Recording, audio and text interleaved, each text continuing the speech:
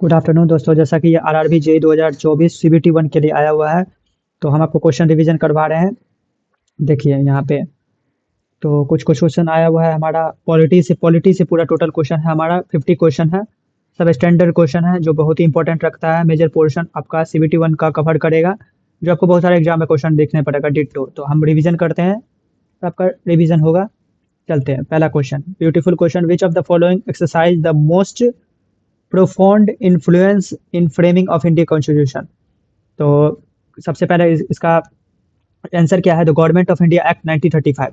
तो ये 75% वेटेज रखता है। तो गवर्नमेंट ऑफ इंडिया एक्ट 1935 में जो है वो इन्फ्लुएंस रहा इंडियन कॉन्स्टिट्यूशन में। तो ये इसका आंसर है गवर्नमेंट ऑफ इंडिया एक्ट 1935 में। चलिए दूसरा क्वेश्चन चलते हैं। Which part of the Indian constitution deals with fundamental right. Fundamental right कौन सा था? Part one, part two, part three, part four. तो पार्ट थ्री जो है हमारा इंडियन कॉन्स्टिट्यूशन का, वो फंडामेंटल राइट है।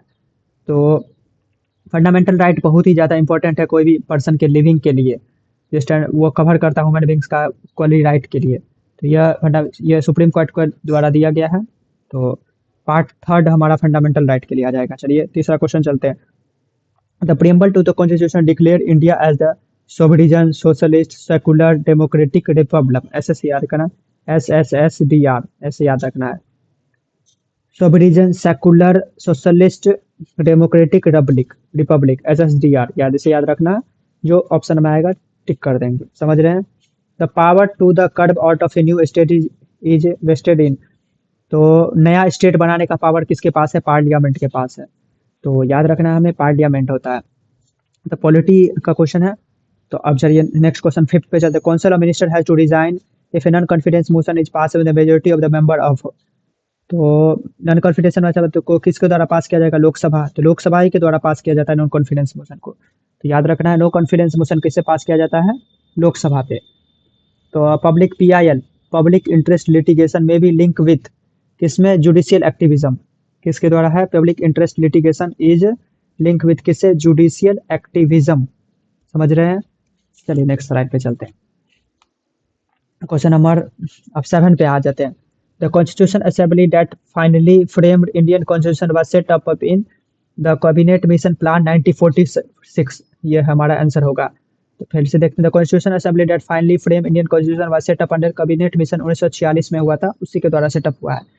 The constitution of India deal with federal with unitary बस फेडरल विथ यूनिटरी बेस। याद रखना constitution of India. The 10th schedule of Indian constitution deals with anti defection law. One third जो है anti defection law हमारा राजीव गांधी की सरकार में लाया गया था। तो सेंट्रल एंटी डिफेक्शन लॉ लाएगा। 1/3 जो है हमारा, जो यहाँ पे है, लेफ्ट करता है पार्लियामेंट से अमेंडमेंट एक्ट 2003। और 2/3 जो है हमारा, यदि पास हो गया तब नहीं होगा। यही है। तो द पार्लियामेंट कैन एस्टेब्लिश एस्टूबिट in union by simple law. Simple majority से पास किया जाता है तो नया यूनियन बन सकता है। Which of the following is or not included in the right of freedom. तो कौन सा नॉट इंक्लूडेड है right of freedom? Right of property जो है अंडर 30 का 300A, वो हमारा फ्री राइट ऑफ फ्रीडम में नहीं आता है, राइट ऑफ फ्रीडम में। तो राइट ऑफ प्रॉपर्टी। फिर क्वेश्चन नंबर 12 चलते हैं। Annual financial statement is cause to be laid before both houses the parliament by. किसके द्वारा होता है फाइनेंशियल स्टेटमेंट? जो भी पैसा पैसा का कारोबार होता है वो कौन करता है हमारा? याद रखना है, ये हमारा कारोबार करता है कौन? प्रेसिडेंट हमारा। The government of India act 1935 based on the principle of federation of parliament system. The government of India act 1935 based on principle of federation of parliament system. ये आंसर होगा हमारा। चलिए नेक्स्ट क्वेश्चन पे आपके बहुत सारा question लाए हैं आपके लिए गाइस, आप देखते जाइए। बेहतरीन क्वेश्चन डिट्टो आ जाएगा। Who among the following was not a member of the constitution assembly.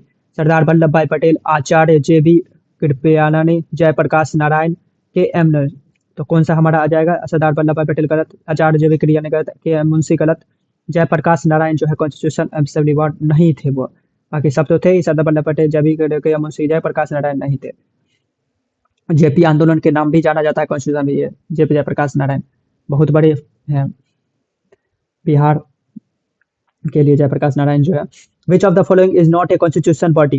तो कॉन्स्टिट्यूशन बॉडी नहीं है, तो यहाँ पे कौन सा ऑप्शन है? CAG है आर्टिकल 148 में। कलेक्शन कमीशन ऑफ इंडिया वो भी है। नेशनल ह्यूमन राइट कमीशन जो ये नहीं है हमारा कॉन्स्टिट्यूशन बॉडी में। फाइनेंशियल कमीशन भी है आर्टिकल 280 पे। ये जो नेशनल ह्यूमन राइट है वो स्टेशनरी बॉडी है फ्रेम का लॉग में, लेकिन वो मेंशन नहीं है, तो इसीलिए हमारा नेशनल ह्यूमन राइट NHRC हो जाएगा हमारा आंसर में।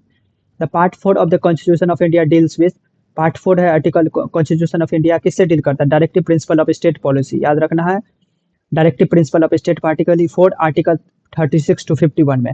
The right of property was deleted from the list of fundamental right of guaranteed to the citizen of India by 44 amendment act 1978। 44 amendment act 1978 हमारा हो जाएगा किसमें?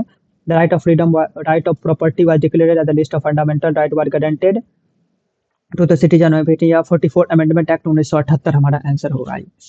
अब चलिए नेक्स्ट स्लाइड पे चलते हैं।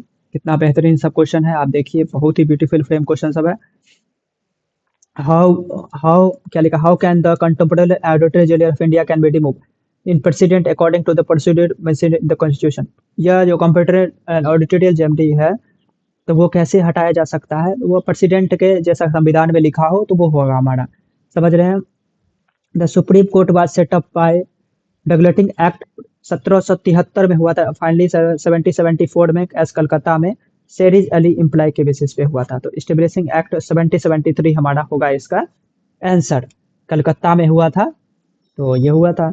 फिर चलते हैं यहाँ पे, the concept of judicial review in our constitution has taken from the constitution. तो किससे जुडिशियल रिव्यू लिया गया है? तो जानते हैं मेजर कॉन्स्टिट्यूशन जो है हमारा, जो वह बहुत सारा पार्ट जो है हमारा दूसरे देशों से भी लिया गया है। तो यूएसए से लिया गया है judicial review, United State of America से लिया गया है judicial review. Which article of Indian constitution provide the institution of Panchayat Raj? Panchayat Raj कौन से में कौन? आर्टिकल 36 होगा कि आर्टिकल 40 होगा, आर्टिकल 39 होगा कि आर्टिकल 48 होगा? तो आर्टिकल 40 है हमारा जो होगा वो पंचायती राज के बारे में देता है। तो ये सब स्टैंडर्ड है, आपको डायरेक्ट याद होना चाहिए कि जहाँ में टिक कर सके। आर्टिकल 40 जो है हमारा पंचायती राज के लिए। Which of the following liberty is not imported in the preamble of our India? तो लिबर्टी ऑफ थॉट ये भी गलत, लिबर्टी ऑफ एक्सप्रेशन गलत, लिबर्टी ऑफ बिलीफ गलत, इकोनॉमिक लिबर्टी जो है हमारा वो नहीं है हमारा इसमें आइडेंटिफाइड, बाकी सब तो है ही हमारा। लिबर्टी, इकोनॉमिक लिबर्टी नहीं दिया गया है, आर्थिक लिबर्टी इसीलिए हो गया। अब चलिए नेक्स्ट क्वेश्चन पे। Civil equality implies equality before law. समानता पहले, लॉ से पहले सिविल इक्वलिटी का मतलब हुआ। The office of A deputy prime minister was created under original constitution, गलत।